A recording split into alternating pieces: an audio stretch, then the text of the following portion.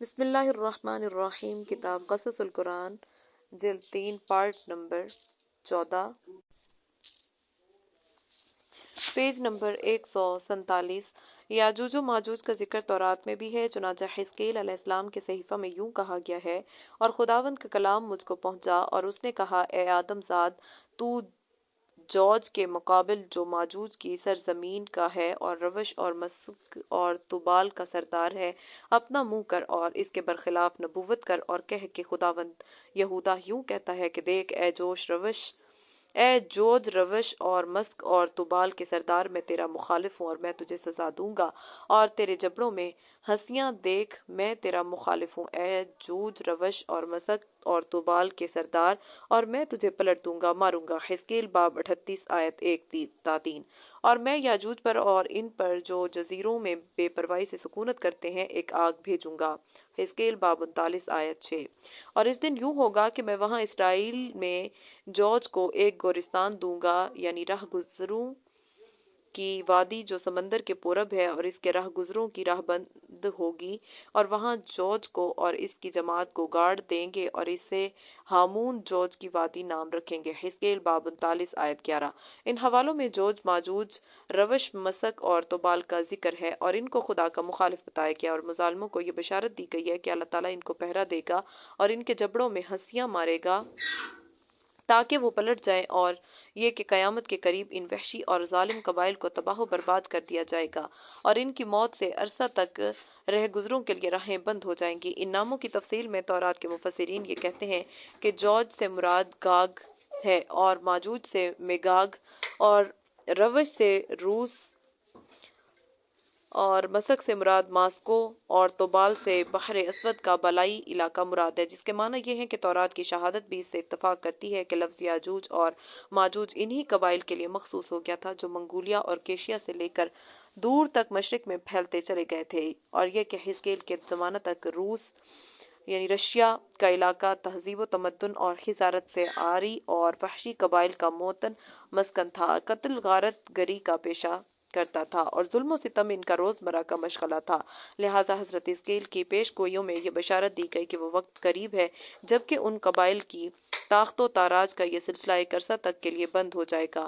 اس پیش گوئی میں یہ بھی کہا گیا ہے کہ جوج شمال کی جانب سے آئے گی تاکہ لوٹ مار کرے، اور یہ کہ ماجوج اور جزیروں میں بسنے والوں پر سخت تباہی آئے گی، اور یہ کہ اسرائیلی بھی ماجوج کے مقابلہ میں حصہ لیں گے۔ اب اگر تاریخ کا مطالعہ کیا جائے تو آپ پر یہ بخوبی واضح ہو جائے گا کہ تقریباً 1000 قبل مسیح سے بحر خزرہ اور بحر اسود کا علاقہ وحشی اور خونخوار قبائل کا مرکز بنا ہوا ہے جو مختلف ناموں کے ساتھ موسوم ہوتے رہے ہیں۔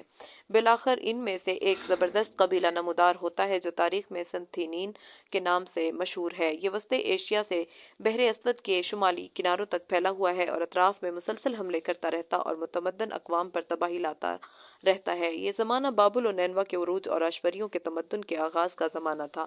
پھر تقریباً 650 قبل مسیح میں ان کے ایک بڑے زبردست گروہ نے اپنی بلندیوں سے اتر کر ایران کا تمام مغربی حصہ تہہ و بالا کر ڈالا۔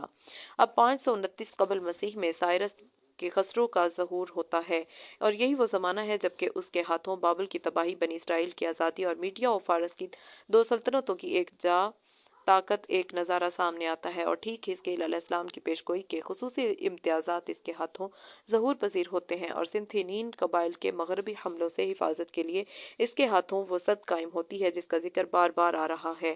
بہرحال ان تمام تاریخی مصادر سے یہ بات پائے ثبوت کو پہنچ چکی ہے کہ حزقیل علیہ السلام کی پیش گوئی کے مطابق وہ یاجوج ماجوج جن کی حفاظت کے لیے سائرس ذوالقرنین نے سد تیار کی ہے سنتھینین قبائل تھے، جو ابھی تک اپنی وحشیانہ خصائص و خصائل کے اسی طرح حامل تھے جس طرح ان کے پیش رو اپنے مرکز میں رہتے ہوئے ان امتیازات کے ساتھ یاجوج ماجوج کہلاتے رہے تھے۔ اور یہ دراصل ایک مزید ثبوت ہے اس دعویٰ کے لیے کہ ذوالقرنین سائرس کی خسرو ہی تھے۔ یاجوج ماجوج کے متعلق جس قدر بحث اس وقت تک کی جا چکی ہے، اس کا خلاصہ یہ ہے کہ وہ کوئی عجیب خلقت مخلوق نہیں ہے، بلکہ دنیا انسانی کی عام آبادی کی طرح وہ بھی حضرت نوح کی ذریت میں سے ہیں، اور یہ کہ یاجوج ماجوج منگولیا تارتار کے ان وحشی قبائل کو کہا جاتا رہا ہے جو یورپ اور روس کی اقوام کے منبع و منشا ہیں، اور چونکہ ان کے ہمسایہ قوم ان قبائل میں سے دو بڑے قبیلوں کو موگ اور یوچی کہتی تھی، اس لیے یونانیوں نے ان کی تقلید میں ان کو میگ یا میگاگ اور یوگاگ کہا اور عبرانی اور عربی میں تصرف کر کے ان کو یاجوج و ماجوج سے یاد کیا گیا۔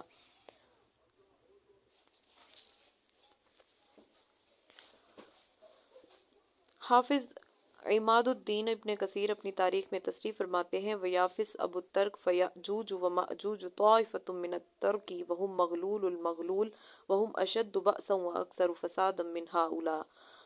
بدایہ و نہایہ جلد 2 صفحہ 110۔ اور یافس تاتاریوں کا نسلی باپ ہے، بس یاجوج ماجوج تاتاریوں ہی کی ایک شاخ ہے اور منگولیا کے قبائل کے منگولی ہیں اور دوسرے تاتاریوں کے مقابلہ میں بہت زیادہ طاقتور اور بہت زیادہ فسادی اور لوٹ مار مچانے والے ہیں۔ اور اپنی تفسیر میں بھی اس کی تائید فرماتے ہوئے یہ ثابت کرتے ہیں کہ یہ قبائل یافس بن نوح کی نسل سے ہیں اور ان کا مولد و وطن منگولیا کا وہی علاقہ ہے جہاں سے قوموں کے طوفان اٹھے اور اٹھ کر یورپ وغیرہ میں جا کر بسے ہیں۔ اور ابن اثیر نے کامل میں یہ تحریر فرمایا ہے وَقَدِ اخْتَلَفَ الْأَقْوَالُ فِيهِمْ وَالصَّحِيحُ أَنَّهُمْ نُوحٌ مِّنَ التَّرْكِ لَهُمْ شَوْكَةٌ وَفِيهِمْ شَرٌّ وَهُمْ كَثِيرُونَ وَكَانُوا يُفْسِدُونَ فِيمَا يُجَاوِرُوهُم مِّنَ الْأَرْضِ وَيُخْرِبُونَ مَا قَدَرُوا عَلَيْهِ مِنَ الْبِلَادِ يُؤْذُونَ مَن يَقْرُبُ مِنْهُمْ۔ یاجوج ماجوج کے متعلق مختلف اقوال ہیں اور صحیح قول یہ ہے کہ وہ تاتاریوں ہی میں سے ایک قسم کے تاتاری ہیں۔ وہ بہت طاقتور ہیں اور ان میں شر و فساد کا مادہ بہت ہے اور وہ بہت بڑی تعداد رکھتے ہیں اور قرب و جوار کی زمین میں فساد پھیلاتے اور جس بستی پر قابو پا جاتے اس کو برباد کر ڈالتے تھے، پڑوسیوں کو ایذا پہنچاتے رہتے تھے۔ سید محمود آلوسی روح البانی میں لکھتے ہیں ان یاجوج و ماجوج قبیلتان من ولد یافس بن نوح وبہ جزم وہب بن منبہ وغیرہ اعتمدہ کثیر من المتاخرین۔ جلد 16 صفحہ 36۔ یاجوج ماجوج یافس بن نوح کی اولاد میں سے وہ دو قبیلے ہیں اور وہب بن منبہ اسی پر یقین رکھتے ہیں اور متاخرین میں سے اکثر کی یہی رائے ہے۔ آگے چل کر تحریر فرماتے ہیں وفی کلام بعضهم ان الترک منهم لما اخرجہ ابن جریر و ابن مردویہ من طریق السدی من اثر قوی الترک سریجۃ من سرایا یاجوج و ماجوج۔ اور بعض کہتے ہیں کہ ترک تاتاری انہی میں سے ہیں، ترک تاتاری انہی میں سے ہیں، جیسا کہ ابن جریر اور ابن مردویہ نے سدئی سے ایک قوی اثر نقل کیا ہے کہ ترک تاتاری یاجوج و ماجوج کی شاخوں میں سے ایک شاخ ہیں۔ وفی روایت عن عبد الرزاق عن قتادہ ان یاجوج و ماجوج سنتان وعشرون قبیلہ۔ جلد 13 صفحہ 50۔ عبد الرزاق نے حضرت قتادہ سے روایت کی ہے کہ یاجوج ماجوج 22 قبائل کا مجموعہ ہے۔ اس کے علاوہ حافظ ابن حجر عسقلانی نے فتح الباری یاجوج ماجوج سے متعلق جو کچھ نقل فرمایا ہے وہ بھی نقل بالا کی ہی تائید کرتا ہے۔ جلد 13 صفحہ 89۔ علامہ طنطاوی اپنی تفسیر جواہر القرآن میں لکھتے ہیں یاجوج ماجوج اپنی اصل کے اعتبار سے یافس بن نوح کی اولاد میں سے ہیں اور یہ نام لفظ اجیح النار سے ماخوذ ہے جس کے معنی آگ کے شعلہ اور شرارہ کے ہیں، گویا ان کی شدت اور کثرت کی طرف اشارہ ہے۔ بعض اہل تحقیق نے ان کی اصل پر بحث کرتے ہوئے یہ کہا ہے کہ مغلوں، منگولیوں اور تاتاریوں کا سلسلہ نسب ایک شخص ترک نامی پر پہنچتا ہے اور یہی شخص ہے جس کو ابو الفدا ماجوج کہتا ہے۔ پس اس سے یہ ظاہر ہوتا ہے کہ یاجوج ماجوج سے مراد منگولین اور تاتاری قبائل ہی ہیں۔ ان قبائل کا سلسلہ ایشیا کے شمالی کنارہ سے شروع ہو کر تبت اور چین سے ہوتا ہوا محیط منجمد شمالی تک چلا گیا ہے اور غربی جانب ترکستان کے علاقہ تک پھیلا ہوا ہے۔ فاقیہ الخفا اور ابن مسکویہ کی تہذیب الاخلاق اور رسائل اخوان الصفان ان سب نے یہی کہا ہے کہ یہی قبائل یاجوج ماجوج کہلاتے ہیں۔ جلد 9 صفحہ 199۔ اور ابن خلدون نے اپنی تاریخ کے مقدمہ میں یاجوج ماجوج کے مستقر اور اس کی جغرافیائی حیثیت کو اس طرح واضح کیا ہے 7ویں اقلیم کے 9ویں حصہ میں مغرب کی جانب ترکوں کے وہ قبائل آباد ہیں جن کو قفجاق اور چرکس کہا جاتا ہے اور مشرق کی جانب یاجوج کی آبادیاں اور ان دونوں کے درمیان کوہ قاف حد فاصل ہے جس کا ذکر گزشتہ سطور میں ہو چکا۔ وہ بحر محیط سے شروع ہوتا ہے جو چوتھی اقلیم کے مشرق میں واقع ہے اور اس کے ساتھ ساتھ شمال کی جانب اقلیم کے آخر تک چلا ہے اور پھر بحر محیط سے جدا ہو کر شمال مغرب میں ہوتا ہوا یعنی مغرب کی جانب جھکتا ہوا 5ویں اقلیم کے 9ویں حصہ میں داخل ہو جاتا ہے۔ یہاں سے وہ پھر اپنی پہلی سمت کو مڑ جاتا ہے حتیٰ کہ 7ویں اقلیم کے 9واں حصہ میں داخل ہو جاتا ہے۔ یہاں پہنچ کر جنوب سے شمال مغرب کو ہوتا ہوا گیا ہے اور اسی سلسلہ کوہ کے درمیان سد سکندری ہے جس کی اطلاع قرآن نے بھی دی ہے۔ اور عبداللہ ابن خردادبہ خرداد بی نے اپنی جغرافیہ کی کتاب میں واثق باللہ خلیفہ عباسی کا وہ خواب نقل کیا ہے جس میں اس نے یہ دیکھا تھا کہ سد کھل گئی ہے، چنانچہ وہ گھبرا کر اٹھا اور دریافت حال کے لیے سلام ترجمان کو روانہ کیا، اور اس نے واپس آ کر اسی سد کے حالات و اوصاف بیان کیا، اور 7ویں اقلیم کے 10ویں حصہ میں ماجوج کی بستیاں ہیں جو مسلسل آخر تک چلی گئی ہیں۔ یہ حصہ بحر محیط کے ساحل پر واقع ہے جو اس کے مشرقی شمالی حصہ کو اس طرح گھیرے ہوئے ہے، شمال میں تو طول میں چلا گیا ہے اور بعض مشرقی حصہ میں عرض کیا گیا ہے۔ مقدمہ ابن خلدون میں 79 بحث الاقلیم السادس یہ واضح ہے کہ جبل کوکا یا کوہ کاف اور جبال کاکیشیا ایک ہی چیز ہیں۔ مؤلف ابن خلدون نے یاجوج ماجوج اور سد کے متعلق اسی طرح اقلیم رابع، اقلیم خامس اور اقلیم سابع کی بحث میں بھی ضمناً بیان کیا ہے، بلکہ اقلیم رابع میں یہ بھی تصریح ہے وَعَلَى قَطْعِهِ مِنَ الْبَحْرِ الْمُحِيطِ هُنَالِكَ هُوَ جَبَلٌ يَأْجُوجُ وَمَأْجُوجُ وَهَٰذِهِ الْأُمَمُ كُلُّهَا مِنْ شُعُوبِ التُّرْك۔ مقدمہ ابن خلدون میں 79 بحث الاقلیم السادس اور اقلیم رابع کے جز عاشر کا ایک حصہ بحر محیط کے اوپر واقع ہے اور یہ جبل یاجوج ماجوج ہے۔ یاجوج ماجوج تمام قبائل ترک ہیں۔ گزشتہ بحث میں یہ بھی کہا گیا تھا کہ منگولیا یا کاکیشیا کے یہ قبائل جب تک اپنے مرکز میں رہتے ہیں یاجوج و ماجوج کہلاتے ہیں، جب وہاں سے نکل کر کہیں بس جاتے اور صدیوں بعد متمدن ہو جاتے ہیں تو پھر وہ اس نام کو بھلا دیتے ہیں۔ دوسرے بھی ان کو اس وحشیانہ امتیاز سے بات نہیں کرتے کیونکہ پھر یہ اپنے مرکز سے اس قدر اجنبی ہو جاتے ہیں کہ مرکز کے وحشی قبائل ان کو بھی اپنا حریف بنا لیتے اور ان پر غارت گری کرتے رہتے ہیں، اور یہ بھی اپنے ہی ہم نسل مرکزی وحشی قبائل سے اسی طرح خوف کھانے لگتے ہیں جس طرح دوسرے قبائل۔ چنانچہ اس مسئلہ کی تائید حافظ عماد الدین ابن کثیر کی اس عبارت سے بھی ہوتی ہے۔ تحریر فرماتے ہیں حتی اذا بلغ بین السدین وہما جبلان مسنا وحان بینہما ثغرۃ یخرج منہا یأجوج وماجوج علی بلاد الترک فیعیشون فیہا فسادا ویہلکون الحرث والنسل۔ تفسیر جلد 2 صفحہ 103 جدید ایڈیشن۔ سدین سے مراد وہ دو پہاڑ ہیں جو ایک دوسرے کے مقابل ہیں اور ان کے درمیان شگاف ہے۔ اسی شگاف سے یاجوج ماجوج ترکوں کے شہروں پر آ پڑتے اور ان میں فساد مچا دیتے اور کھیتوں اور نسلوں کو ہلاک اور برباد کر ڈالتے تھے۔ یاجوج ماجوج بھی اگرچہ منگولی تاتاری ہیں مگر پہاڑوں کے درے جو تاتاری قبائل اپنے مرکز سے ہٹ کر آباد ہو گئے تھے، متمدن بن گئے تھے، ہم نسل ہونے کے باوجود دونوں میں اس قدر تفاوت ہو گیا کہ ایک دوسرے سے ناشنا بلکہ حریف بن گئے، اور ایک ظالم کہلائے اور دوسرے مظلوم، اور انہی قبائل نے ذوالقرنین سے سد بنانے کی فرمائش کی۔ اور بعض عرب مورخین نے تو ترک کی وجہ تسمیہ ہی یہ بیان کر دی کہ یہ وہ قبائل ہیں جو یاجوج ماجوج کے ہم نسل ہونے کے باوجود سد سے ورے آباد تھے، اور اس لیے جب ذوالقرنین نے سد قائم کی اور ان کو اس میں شامل نہیں کیا تو اس چھوڑ دیے جانے کی وجہ سے ترک کہلائے۔ البدایہ والنہایہ جلد 2۔ یہ وجہ تسمیہ اگرچہ ایک لطیفہ ہے تاہم اس امر کا ثبوت ضرور بہم پہنچاتی ہے کہ متمدن قبائل تمدن و حضارت کے بعد اپنے ہم نسل سے اجنبی ہو جاتے ہیں اور وہ یاجوج ماجوج نہیں کہلاتے تھے، اور لفظ یاجوج ماجوج انہی قبائل کے لیے مخصوص ہو گئے ہیں جو اپنے مرکز میں سابق کی طرح ہنوز وحشت، بربریت اور درندگی کے ساتھ وابستہ ہیں۔ سد یاجوج و ماجوج کے اس تعین کے بعد دوسرا مسئلہ سد کا سامنے آتا ہے، یعنی وہ سد کس جگہ واقع ہے جو ذوالقرنین نے یاجوج ماجوج کے فتنہ فساد کو روکنے کے لیے بنائی اور جس کا ذکر قرآن عزیز میں بھی کیا گیا ہے۔ تعین سد سے پہلے یہ حقیقت پیش نظر رہنی چاہیے کہ یاجوج ماجوج کی طاقت و تاراج، شر فساد کا دائرہ اس قدر وسیع تھا کہ ایک طرف کاکیشیا کے نیچے بسنے والے ان کے ظلم و ستم سے نالاں تھے تو دوسری جانب تبت اور چین کے باشندے بھی ان کی شمالی دست برد سے محفوظ نہ تھے۔ اس لیے صرف ایک ہی غرض کے لیے یعنی قبائل یاجوج ماجوج کے شر و فساد اور لوٹ مار سے بچنے کے لیے مختلف تاریخی زمانوں میں متعدد سد تعمیر کی گئیں۔ ان میں سے ایک سد وہ ہے جو دیوار چین کے نام سے مشہور ہے۔ یہ دیوار تقریباً 1000 میل طویل ہے۔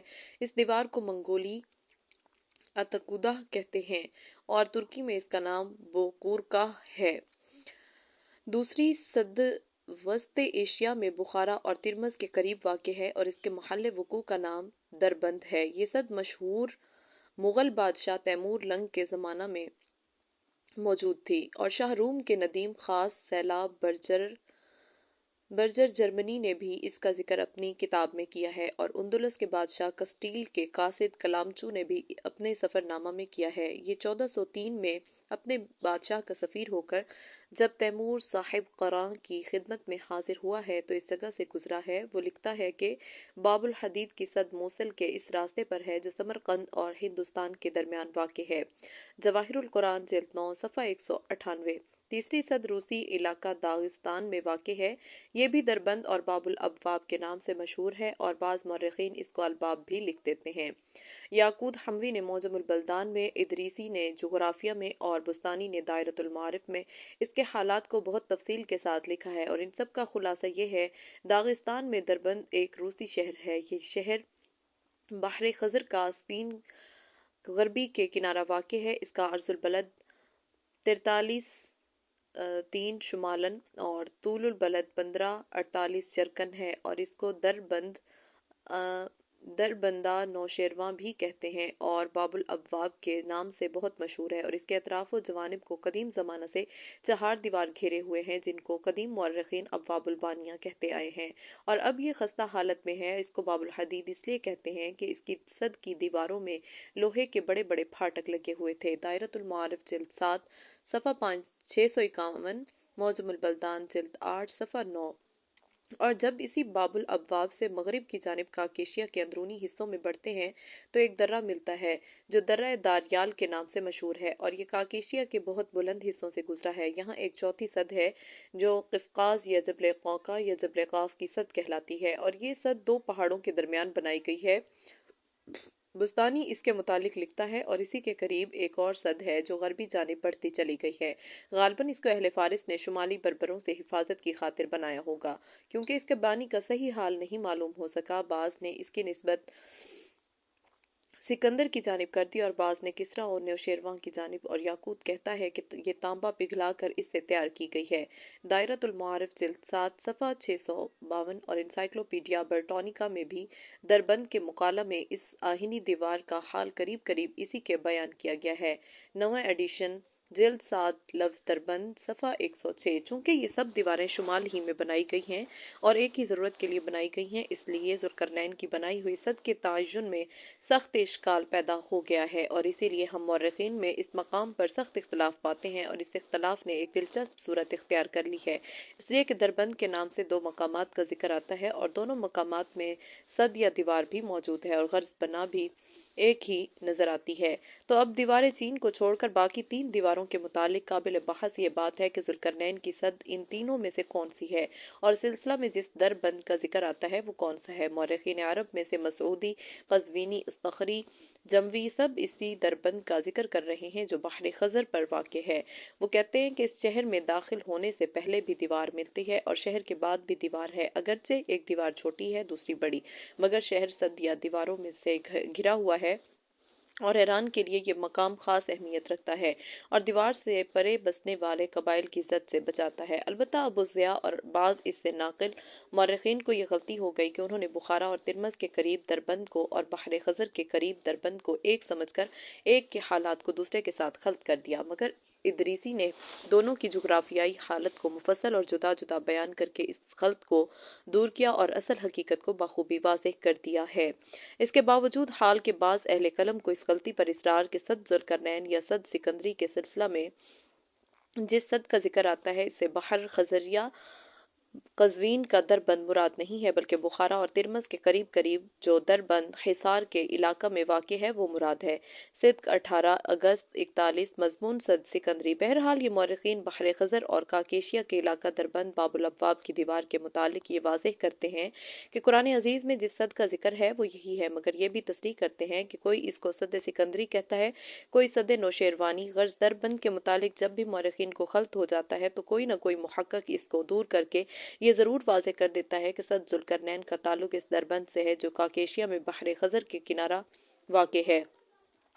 उस दरबंद से नहीं है जो बुखारा और तिरमस के करीब वाक़ है। चुनांचे वहाब बिन मुनब्बा फरमाते हैं, कुरान अजीज में जो बैन सद्दैन आया है तो सद्दैन से मुराद जबलैन है, यानी दो पहाड़ के जिनके दरमियान सद कायम की गई है। पहाड़ की ये दोनों चोटियां बहुत बुलंद हैं और इनके पीछे भी आबादियां हैं और इनके सामने भी, और ये दोनों मंगोलियन सरजमीन के इस आखिरी किनारा पर वाक़ हैं जो आर्मीना और आज़रबाईजान के मुत्तसिल है। तफसीर अल बहरुल मुहीत अबू हयान उंदुलुसी जिल्द 6 सफ़ा 163। और अल्लामा हरवी फरमाते हैं, ये दो पहाड़ के जिनके दरमियान जुल्करनैन की सद कायम है तातारी कबाइल के वरे वाक़ हैं, यानी सद इनको इस जानिब आने से रोकने के लिए बनाई गई है।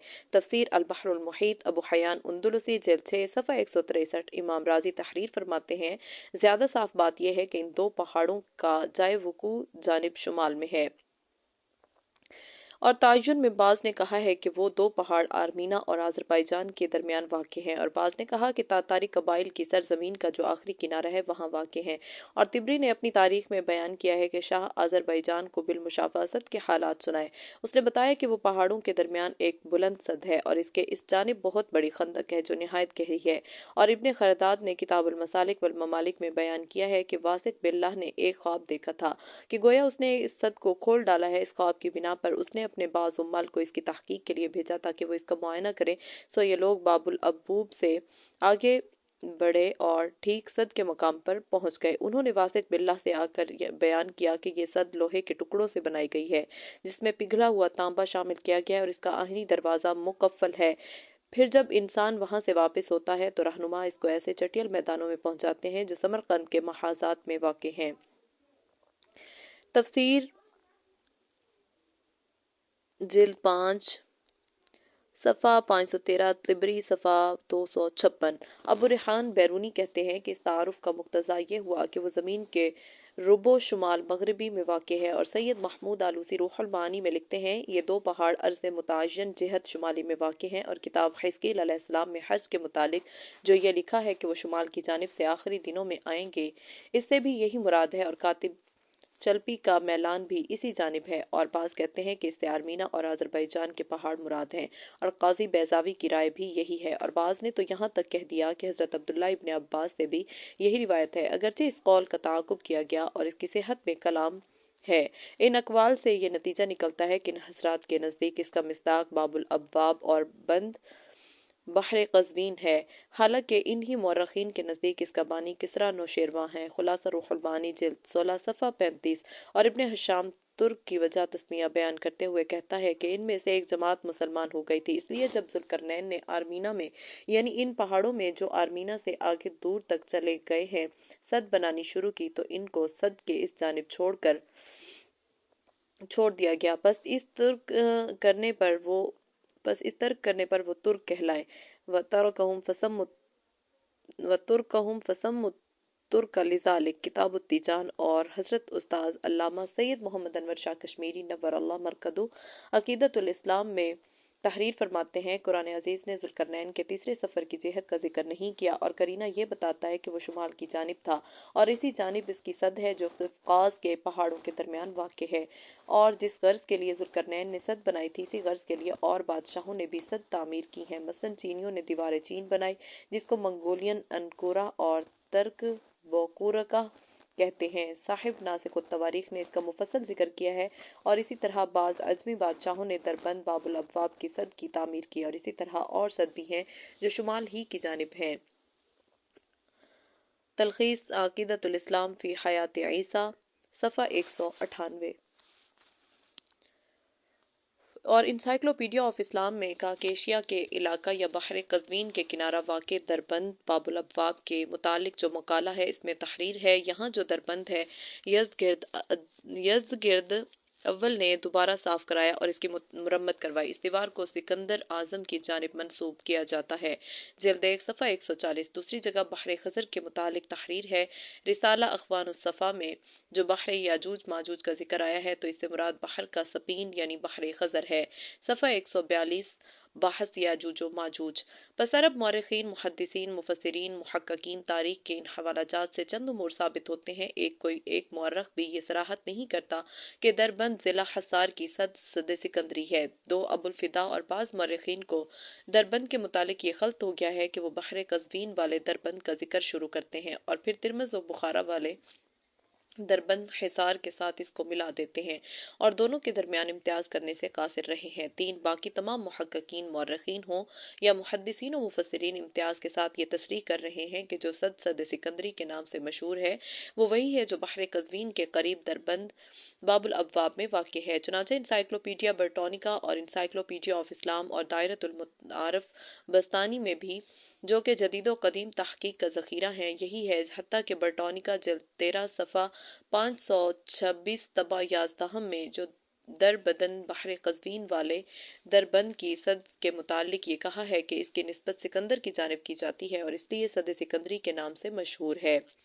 4 وہب بن منبہ ابو حیان اندلسی صاحب ناسخ التواریخ، جو ایران کے درباری مورخ ہے، بستانی اور حضرت علامہ سید محمد انور شاہ نے دربند بحر قزوین کے متعلق یہ توجہ دلائی ہے کہ سد ذوالقرنین اس دربند بحر قزوین میں نہیں ہے بلکہ اس سے بھی اوپر قفقاز کے آخری کنارہ پر پہاڑوں کے درمیان واقع ہے۔ چنانچہ مولانا ابوالکلام نے اپنی تفسیر میں اس کا درہ داریال کے نام سے ذکر کیا ہے۔ اب ان چاروں باتوں سے تھوڑی دیر کے لیے قطع نظر کر لیجئے اور اس مسئلہ میں بھی سابق کی طرح قرآن عزیز ہی کو حکم بنائیے تاکہ معاملہ واضح سے واضح تر ہو جائے۔ تر ہو جائے۔ سد ذوالقرنین کے متعلق قرآن عزیز نے 2 باتیں صاف صاف بیان کی ہیں۔ ایک یہ کہ وہ سد 2 پہاڑوں کے درمیان تعمیر کی گئی ہے اور اس نے پہاڑوں کے درمیان اس درہ کو بند کر دیا ہے جہاں سے ہو کر یاجوج ماجوج اس جانب کے بسنے والوں کو تنگ کرتے تھے۔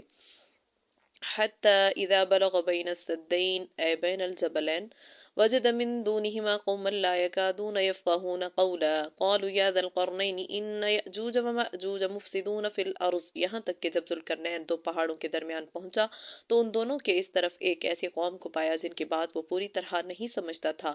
کہنے لگے، اے ذوالقرنین، بلا شبہ یاجوج ماجوج اس سرزمین میں فساد مچاتے ہیں۔ دوسرے یہ کہ وہ سد چونے یا اینٹ گارے سے نہیں بنائی گئی ہے بلکہ لوہے کے ٹکڑوں سے تیار کی گئی ہے جس میں تانبا پگھلا ہوا شامل کیا گیا تھا۔ اجعل بینکم وبینہم ردما آتونی زبر الحدید حتی اذا ساوى بین الصدفین قال انفخوا حتی اذا جعلہ نارا قال آتونی افرغ علیہ قطرا۔ میں تمہارے اور اس کے یاجوج ماجوج کے درمیان ایک موٹی دیوار قائم کر دوں گا، تم میرے پاس لوہے کے ٹکڑے لا کر دو۔ یہاں تک کہ پہاڑ کی دونوں پھانکوں چوٹیوں کے درمیان جب دیوار کو برابر کر دیا تو اس نے کہا کہ دھونکو، یہیں تک کہ جب دھونک کر اس کو آگ کر دیا کہا لاؤ میرے پاس پگھلا ہوا تانبا کہ اس پر ڈالوں۔ جواہر طنطاوی جلد 1 صفحہ 198۔ قرآن عزیز کی بتائی ہوئی ان دونوں صفات کو سامنے رکھ کر اب ہم کو یہ دیکھنا چاہیے کہ بغیر کسی تعویل کے ان کا مصداق کون سی سد ہو سکتی ہے اور کس سد پر یہ صفات ٹھیک صادق آتی ہیں۔ سب سے پہلے ہم اس سد پر بحث کرنا چاہتے ہیں جو دربند حصار میں واقع ہے اور اس سد کے حالات 7ویں صدی کے کا چینی سیاح نے ہی نہیں بیان کیے بلکہ جیسا کہ ہم پہلے لکھ چکے ہیں شاہ رخ کے جرمنی مصاحب سیلد برجر اور ہسپانوی سفیر ککلافچو نے بھی 15ویں صدی عیسوی کے اوائل میں اس کا مشاہدہ کیا ہے اور انہوں نے بھی یہ کہا ہے کہ یہ آہنی پھاٹک لگے ہوئے ہیں، مگر مورخین یہ بھی تصریح کرتے ہیں کہ یہ سد دیوار پتھر اور اینٹ کی بنی ہوئی ہے اور آہنی دروازوں کے علاوہ دیوار کسی جگہ بھی لوہے اور تانبے سے بنی ہوئی نہیں ہے اور لوہے کی پھاٹکوں کی وجہ سے اس کو بھی اس طرح درہ آہنی کہتے ہیں جس طرح درہ بند بحر قزوینی کو درہ آہنی کہا جاتا ہے۔ نیز یہ دیوار جس طرح پہاڑوں کے درمیان چلی گئی ہے اسی طرح اس کا ایک حصہ سطح زمین پر بھی بنایا گیا ہے۔ ایسا نہیں ہے کہ وہ صرف 2 پہاڑوں کی پھانکوں چوٹیوں کے درمیان ہی میں قائم کی گئی ہو۔ بس اس دیوار کو سد ذوالقرنین کہنا قرآنی تصریحات کے قطعاً خلاف ہے اور غالباً اسی وجہ سے کسی ایک مورخ نے بھی جو کہ دربند حصار اور دربند بحر قزوین کے درمیان امتیاز کر سکے ہیں اس دیوار سد کو سد ذوالقرنین یا سد سکندری نہیں کہا۔ مگر تعجب ہے محترم مدیر صاحب صدق سے کہ انہوں نے قرآنی تصریحات کو سامنے رکھے بغیر تمام مورخین کے خلاف یہ دعویٰ کر دیا کہ دربند حصار کی دیوار سد سکندری یعنی سد ذوالقرنین ہے۔ شاید وہ اس جدت کے لیے اس لیے مجبور ہوئے ہیں کہ ایک تو ان کا مسلک یہ ہے کہ سکندر مقدونی ہی ذوالقرنین ہے، اور دوسرا اس جانب میں سکندر کی فتوحات کی آخری حد اسی علاقہ تک ہے، جیسا کہ 18 اگست 41 کے سدھ کی اس عبارت سے ظاہر ہوتا ہے۔ سکندر اعظم اپنی تیسری فوج کشی میں اس علاقہ تک گیا تھا۔ ظاہر ہے کہ ان دو باتوں کی صراحت کے بعد وہ مجبور ہیں کہ دربند حصار کی سد ہی سد ذوالقرنین تسلیم کریں، مگر اس سے زیادہ یہ ظاہر ہے کہ اس سد پر نہ قرآن عزیز کی بیان کردہ صفات ہی کا اطلاق ہوتا ہے اور نہ کوئی مورخ ہی اس کو سد سکندری یا سد ذوالقرنین کہتا ہے۔ بالفرض اگر اس کو سکندری کی تعمیر تسلیم بھی کر لیا جائے تو بھی وہ سد ذوالقرنین کسی طرح نہیں ہو سکتی، کیونکہ وہ قرآنی صفات کے مطابق نہیں ہے۔ اس کے بعد دوسرا نمبر دربند بحر قزوین کی دیوار سد کو زیر بحث لانے کا ہے۔ اس کے متعلق یہ تو معلوم ہو چکا کہ اس کو عرب باب الابواب اور الباب کہتے ہیں اور اہل فارس دربند اور وہ آہنی نام رکھتے ہیں، اور اس میں شک نہیں کہ بڑی کثرت سے مورخین اس دربند کی دیوار سد کو سد سکندری کہتے چلے آئے ہیں، مگر محققین یہ بھی کہتے چلے آئے ہیں کہ بانی کا صحیح حال معلوم نہیں ہے۔ البتہ اس کو سد سکندری بھی کہہ دیتے ہیں، اور کاکشین دال کا کیشیا کی دیوار اور دیوار نوشیروان بھی۔